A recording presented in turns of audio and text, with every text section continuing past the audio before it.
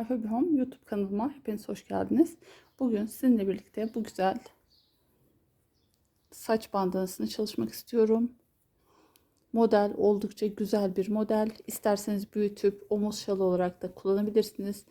Veya orta boy yapıp da bele bağlanan şal olarak da kullanabilirsiniz. Ama adımları biraz dikkatli takip edelim arkadaşlar. Size kullanacağım ipi göstereyim hemen şurada. 100 gramı 330 metre olan pamuklu bir ip kullanıyorum. İpimizin pamuk oranına da bakalım. %55 pamuk, %45 akrilik. Ben tığ olarak numarası yazmıyor ama 3,5 milimetre bir tığ kullanmak istiyorum. Başlayalım şimdi. Öncelikle bir ilmek yapalım. Sıkıştıralım bunu. 1, 2, 3, 4, 5 zincir çekelim. Tığımızın önüne ip alalım. 1, 2, 3, 4 ilmek kalsın. 5. zincire, pardon 4 zincir kalsın 5.'ye. O sıkıştırdığımız saymayın tabi. İlk zincire 1, 2 kere de çıkaralım. Sonuncusu tığımızda kalsın. Tekrar 2 ip alalım. Aynı yere batalım. 1, 2 kere de çıkaralım. Sonra üçünü birlikte çıkaralım. 1, 2, 3, 4, 5, 6, 7 zincir çekelim. Tığımızın önüne 2 ip alalım. Aynı yere 3 tane daha fıstık yapalım. Bu şekilde 1, 2 ip alarak yapıyoruz bu işlemi. 2 ve 3. Hepsini tek seferde çıkaralım. Bu şekilde ilk sıramızı yaptık. Şimdi ikinci sıramıza geçelim. Arkaya dönüyoruz. 1, 2, 3, 4, 5 zincir çekiyoruz. Tığımızın önüne 2 ip alıyoruz. Ve o oluşturduğumuz birinci zincirin içine batıyoruz. 1, 2 kere de çıkarıyoruz. Sonucu kalıyor. Tığımızın önüne 2 ip alıyoruz. Aynı yere batıyoruz. İlk zincirimize yani 2, 3 seferde çıkarıyoruz. Arkadaşlar kenarlarda hep 3 tane popcorn fıstık yapmış olacağız. 1, 2, 3, 4, 5 zincir çekiyoruz yine. Tığımızın önüne 2 alıyoruz. İlk zincire batıyoruz. Pardon. 1, 2, 3 seferde çıkarıyoruz. Bakın sadece şu kenarlarda 3 tane fıstık yapıyoruz. Aralarda göstereceğim. Sadece bir tane üçlü trabzan yaptık. Bir zincir çekiyoruz. Tığımızın önüne 2 ip alıyoruz. Burada 7 zincir vardı ya. 1, 2, 3, 4, 5. Toplam üzerine 5 tane üçlü trabzan yapacağız. 1, 2 ip aldık.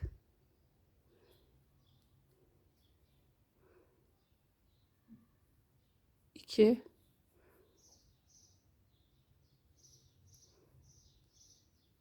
3,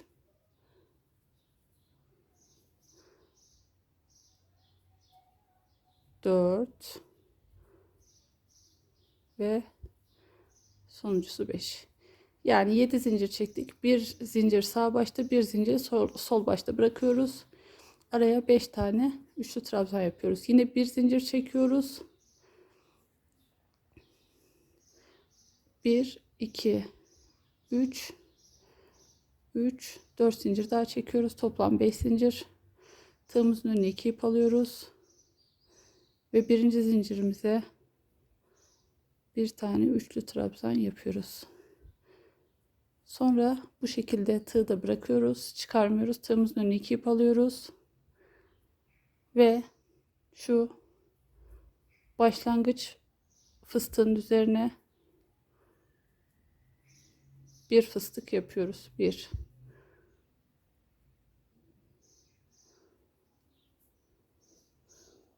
2, 3. Sonra hepsini tek seferde çıkarıyoruz. Bu şekilde. Geriye dönüyoruz. Geriye döndük. 1, 2, 3, 4, 5 zincir çekiyoruz. Tığımızın önüne ip alıyoruz. Birinci zincirin içerisine batıyoruz. 1, 2, 3, 4, 5. Yani birinci zincirimiz. İçine batalım. Bir tane fıstık yapalım buraya.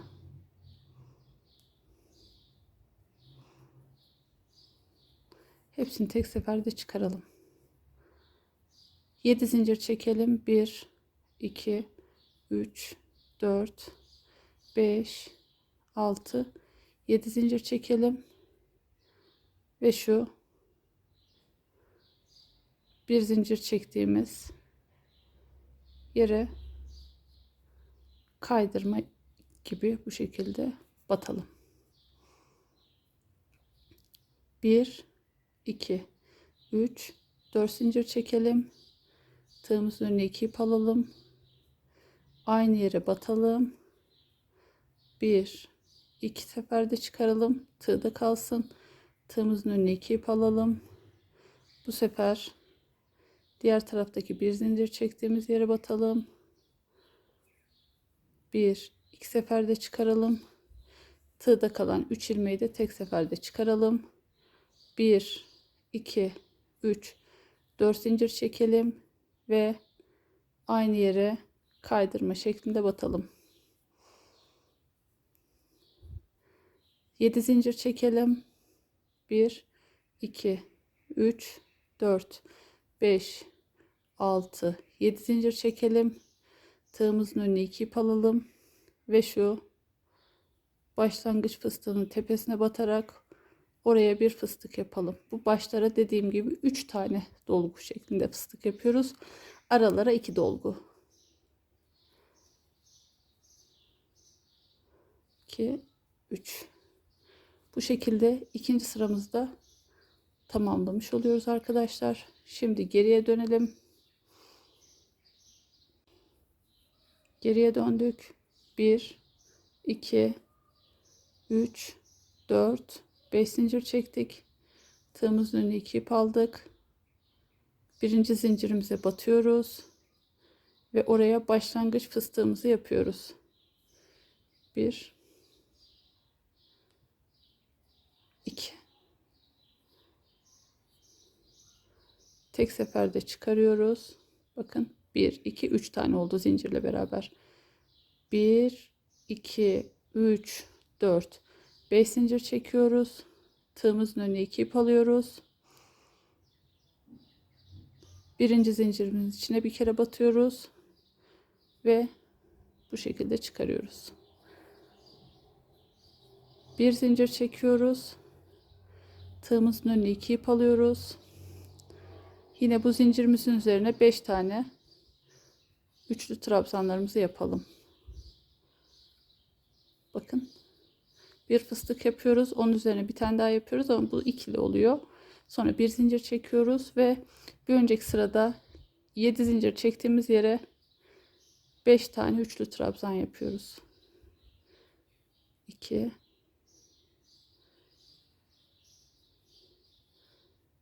3,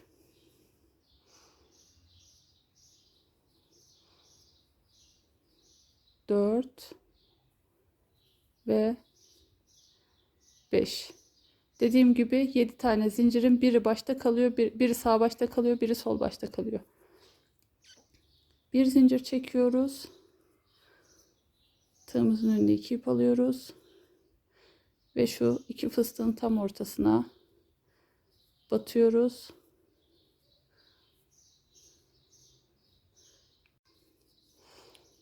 Dört zincir çekiyoruz. 2, 3, 4 zincir çekiyoruz ve aynı yere kaydırma şeklinde batıyoruz. Böyle oldu. 1, 2, 3, 4 zincir çekiyoruz. Tığımızın önüne 2 ip alıyoruz. Aynı yere bir tane daha üçlü trabzan yapıp tek seferde çıkarıyoruz. Bir zincir çekiyoruz ve şuradaki gibi 5 tane trabzanımızı yapıyoruz. 1 2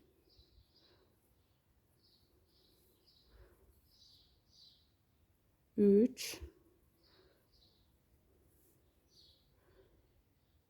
4 ve 5. Bazen netlik gidiyor. Bunun için çok özür diliyorum. Elimden gelen çabayı gösteriyorum ama şimdi bir zincir çekiyoruz. Sonrasında 1 2 3 4 zincir daha çekiyoruz. Tığımızın önüne 2 ip alıyoruz. Birinci zincirimize batıyoruz. 1 2 seferde çıkarıyoruz. Tığımızın önüne 2 ip alıyoruz. Bu sefer şu en baştaki fıstığımızın üzerine batıyoruz. 2 zincir, 2 ip al. Bu şekilde son başlarda dediğim gibi 3 tane fıstık yapacağız. Bu şekilde hepsini tek seferde çıkarıyoruz ve geri dönüyoruz. Bakın. Bir sıra zincir çekiyoruz. İkinci sırada onun üzerine trabzanlarımızı yapıyoruz. Bir sonraki sırada yine zincir çektik. Arada fıstıklar oluşturduk. Sonraki sırada yine ne yaptık? Trabzanlarımızı yaptık. Burada yine zincirlerimizi oluşturacağız. 1 2 3 4 5 zincir çekiyoruz. Tığımızın önüne 2 ip alıyoruz. Birinci zincirimizin içerisine batarak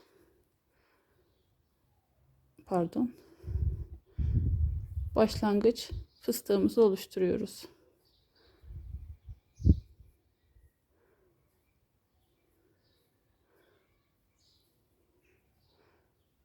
Bir, iki, üç, dört, beş, altı, 7 zincir çekiyoruz ve fıstığın diğer başına kaydırma şeklinde batıyoruz. 1 2 3 4 zincir çekelim. Tığımızın önüne 2 ip alalım. Aynı yere batalım. 1 2 seferde çıkarıp üçüncüyü tığda tutalım. Tığımızın önüne 2 ip alalım. Bir önceki sıranın trabzanlarının diğer başındaki bir zincire batalım. 1 2 seferde çıkarıp tığdaki üçünü de tek seferde çıkaralım. 1 2 3 4 zincir çekelim ve aynı yere batalım.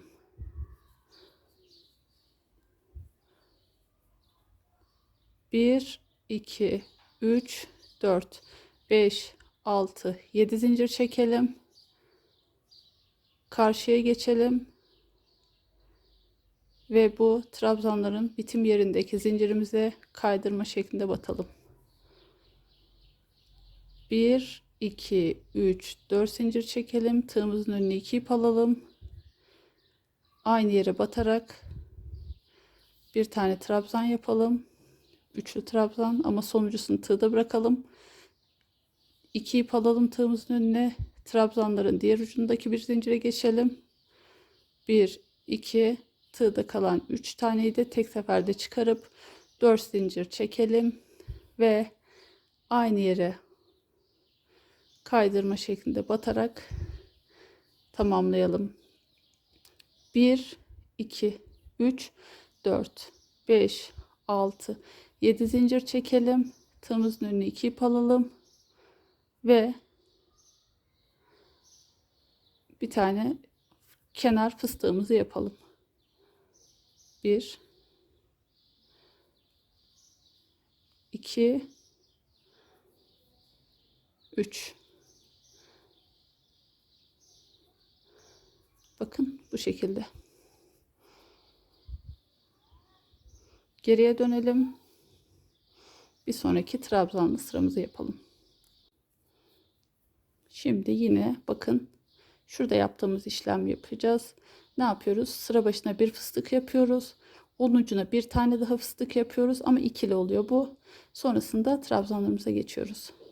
Yani 5 zincir çekelim. 1 2, 3, 4, 5 zincir çekelim. Tığımızın önüne 2 ip alalım. Başlangıç zincirimize, birinci zincirimize fıstık yapalım. 1, 2 kere fıstığımızı kapatalım. 1, 2, 3, 4, 5 zincir çekelim. Tığımızın önüne 2 ip alalım. Birinci zincirimizin içine batalım. 1, 2, sonra tek seferde çıkaralım. Bir zincir çekelim. Bakın, tığımızın önüne 2 ip alıp 7 zincirin üzerindeki 5 tane trabzanımızı yapalım. 1, 2,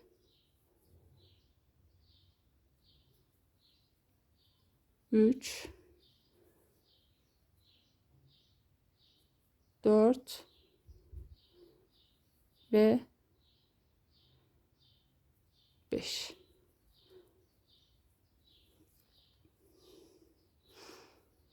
Bir zincir çekelim.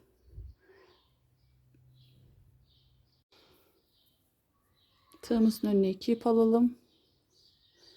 Bir önceki sıradaki 2 tane fıstığımızın tam ortasına batalım. Bir tane trabzan yapalım. 1, 2, 3, 4 zincir çekelim. Aynı yere batalım. 1, 2, 3, 4 zincir çekelim. Tığımızın önüne 2 ip alalım. Aynı yere bir tane daha üçlü trabzan yapıp son 2 ilmeği tek seferde çıkaralım. Bir zincir çekelim. Tığımızın önüne ip alalım. 2 ip alalım. Şu aradaki zincirin üzerine 5 tane trabzanımızı yapalım.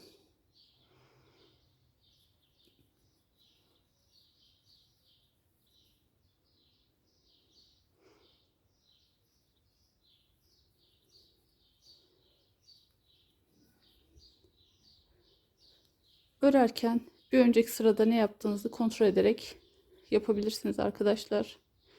Biraz karmaşık gibi görünüyor ama elinize alışınca rahat ilerlersiniz.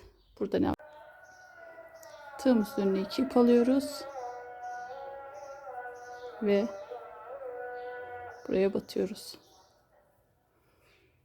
1, 2, 3, 4 zincir çekiyoruz. Aynı yere kaydırma şeklinde batıyoruz. 1, 2, 3, 4 zincir çekelim. Tığımızın önüne 2 ip alalım. Aynı yere batalım. 1, 2 defa çıkarıp üçüncüde de tamamını tek seferde çıkaralım. Bir zincir çekelim. Tığımızın önüne 2 ip alalım. Aradaki zincire 5 tane üçlü trabzanımızı yapalım.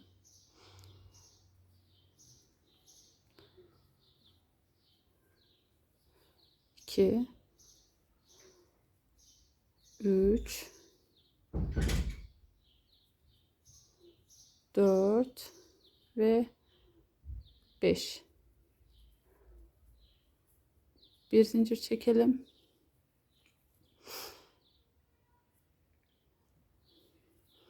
4 zincir daha çekelim. 2, 3, 4.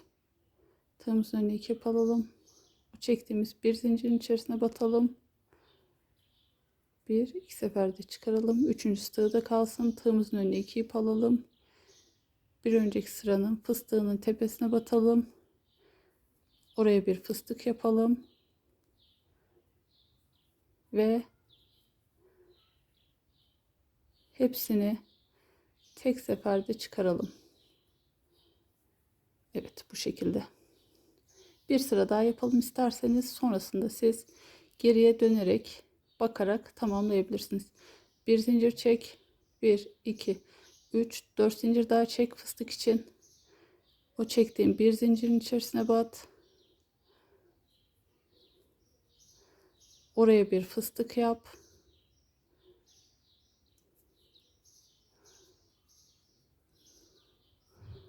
Buraya bir fıstık yap. 1, 2, 3, 4, 5, 6, 7 zincir çek. Karşıya geç.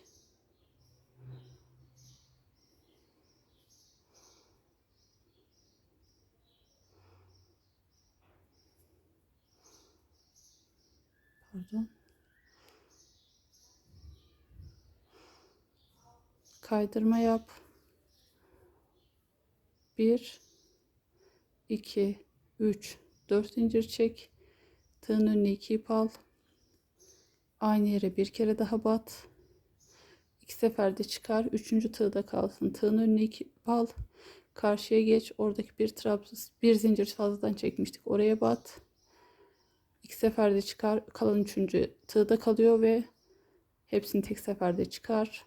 1 2 3 4 zincir çek. En son battığın yere bat.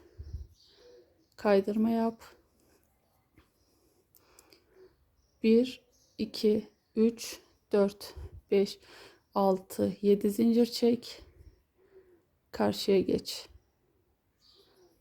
Kaydırma yap. Bu şekilde. 1 2 3 4 zincir çek. 4 zincir çek. Tığın önüne 2 ip al. Aynı yere bir kere daha bat. Tığın önüne 2 ip daha al. Trabzanların diğer karşısına geç. 1 2 kalan 3'ünde tek seferde çıkar. 1 2 3 4 zincir çek. Aynı yere kaydırma şeklinde bat. 7 zincir çek. 2 3 4 5 6 7 zincir çek. Yolun karşısına geç. Kaydırma şeklinde bat. 1 2 3 4 zincir çek. Tığın önüne 2 ip al. Aynı yere bir kere bat. Tığda 2 tane ilmek kalıyor. Tığın önüne 2 ip al. Trabzanların diğer başına geç. 2 seferde çıkar. Tığda kalan 3 ilmeği de tek seferde çıkar. 1 2 3 4 zincir çek. Aynı yere bat. 1 2 3 4 5 6 7 zincir çek. Tığın önüne 2 ip al ve başlangıca fıstığımızı yap. 1 2 3 tek seferde çıkar. Pardon. Evet. Şimdi son kez şu trabzanlı bölümü de yapalım. Sonrasında siz altlara bakarak üst kısımları devam ettirin. 1 zincir çek, sonrasında 1 2 3 4 zincir daha çek. İlk zincire batarak birinci fıstığımızı tamamla. 1 2 tek seferde çek. Bir zincir artı 4 zincir, 2 3 4 tığın önüne 2 ip al. Birinci zincire bat. Evet. Bir zincir çek. Tığın önüne 2 ip al ve 7 zincir üzerine 5 tane trabzanı tamamla. 1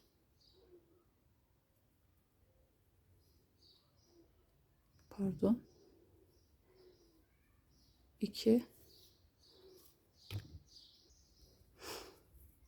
5 trabzanı tamamla. Bir zincir çek. Tığın önüne 2 ip al. Bir önceki sırada yaptığın 2 tane fıstığın tam ortasına bat. Oraya bir tane üçlü trabzan yap. 4 zincir çek. Aynı yere bat.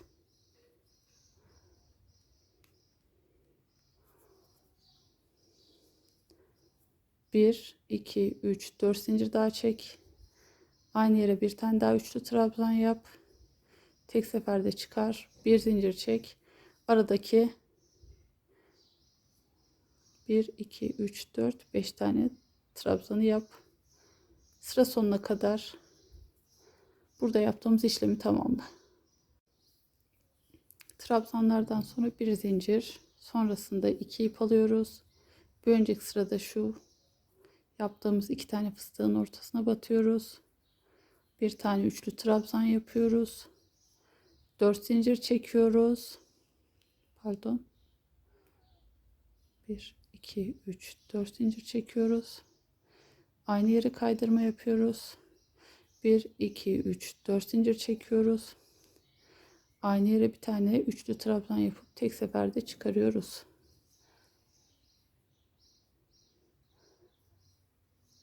Bir zincir çekiyoruz. Tığımızın önüne 2 ip alıp yine trabzanlarımızı tamamlıyoruz.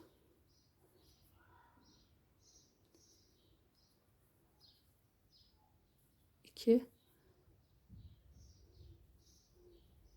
3,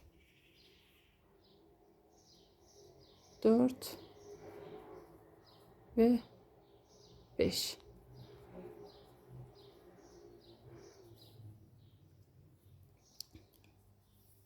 Bakalım, mesela burada takıldık diyelim. Şimdi 5 tane trabzanımızı yaptık. Bir önceki sırada ne yapmıştık? 5 trabzandan sonra bir tane bu fıstığı yapmıştık. Bir de başlangıç fıstığını yapmıştık. Yani bir zincir artı 4 zincir çekiyoruz. Tığımızın önüne 2 ip alıyoruz. Birinci zincirimize batıyoruz. Bir fıstık yaptık ama ilmekler tığda kaldı. Tığımızın önüne 2 ip aldık. Başlangıç fıstığının ortasına batıyoruz. Oraya 3 dolgulu bir fıstık yapıyoruz ve tek seferde çıkarıyoruz. Geriye döneceğiz arkadaşlar. Geriye dönünce yine ne yapacağız? Bakın. Geriye dönünce bir tane üçlü fıstık yapıyoruz. Sonra 7 zincir çekiyoruz. Bir önceki trabzanın bu baştaki zincirine kaydırma yapıyoruz. 4 zincir çekiyoruz. Bir dolgu yapıyoruz. Karşıya geçip bir dolgu daha yapıp üçünü tek seferde çıkarıyoruz. 4 zincir çekip dolgu yaptığımız yere bir tane kaydırma yapıyoruz. Sonra diğer 7 zinciri yapıp fıstık yapıyoruz. Bir üst sıraya geçiyoruz. Üst sıraya geçtik. Ne oldu? Üst sıraya geçince de bir fıstık yaptık. Onun ucuna bir tane de ikili fıstığı yapıyoruz. 5 tane dolguyu yapıyoruz. Buraya bir tane batıyoruz. Bir önceki iki fıstığın ortasına. Sonra 4 zincir çekip aynı yere bu kaydırma yapıyoruz. 4 zincir çekip bir tane üçlü trabzan yapıyoruz. Bir zincir çekip bu dolguları yapıyoruz. Sonrasında bir fıstık yap, iki fıstık yap, tek seferde çıkar, sırayı bitir. Bu şekilde arkadaşlar, istediğiniz uzunluğa gelinceye kadar örün. Sonrasında bağcıklarını yapalım hep birlikte. İnşallah anlaşılır olmuştur diyeyim şimdilik. Benim ördüğüm istediğim boyuta geldi arkadaşlar. Şu şekilde benim için yeterli. Şimdi ben size santim olarak ölçüsünü söyleyeyim isterseniz. Yetişkin için bu ebat aşağı yukarı yeterli. Çocuk için isterseniz 2 sıra daha eksik yapabilirsiniz.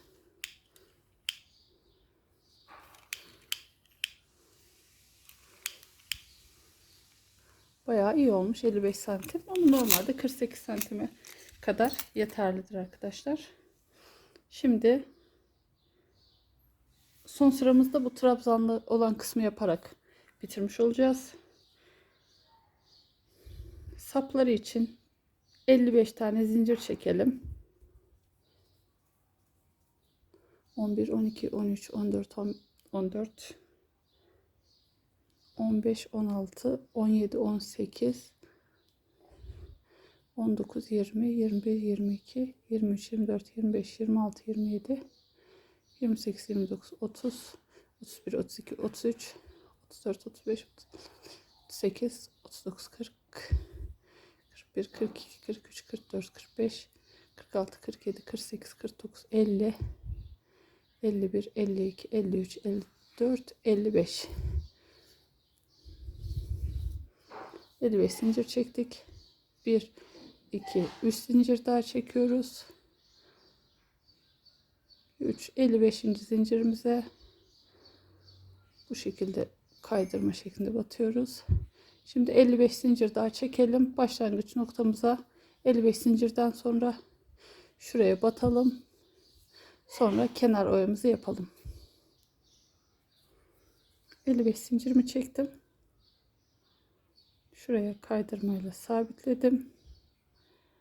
1 2 3 4 5 zincir çek. 3. zincire kaydırma yap. 1 2 3 zincir çek.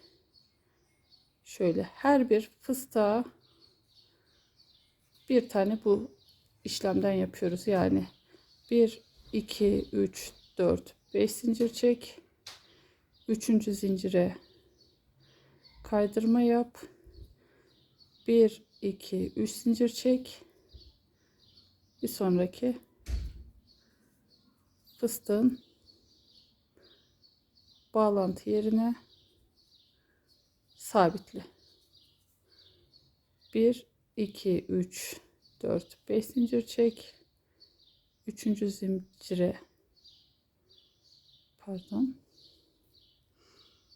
kaydır. 1 2 3 zincir çek. Bir sonraki fıstığa sabitle. Bu şekilde kenar oyamızı en başa gelinceye kadar yapalım. Sonra yine 55 zincir çekelim. Şu uçtaki kısmı yapalım. 55 artı 3 zincir. Yine 55 zinciri yapıp buraya sabitleyelim ve bandanamızı bitirelim.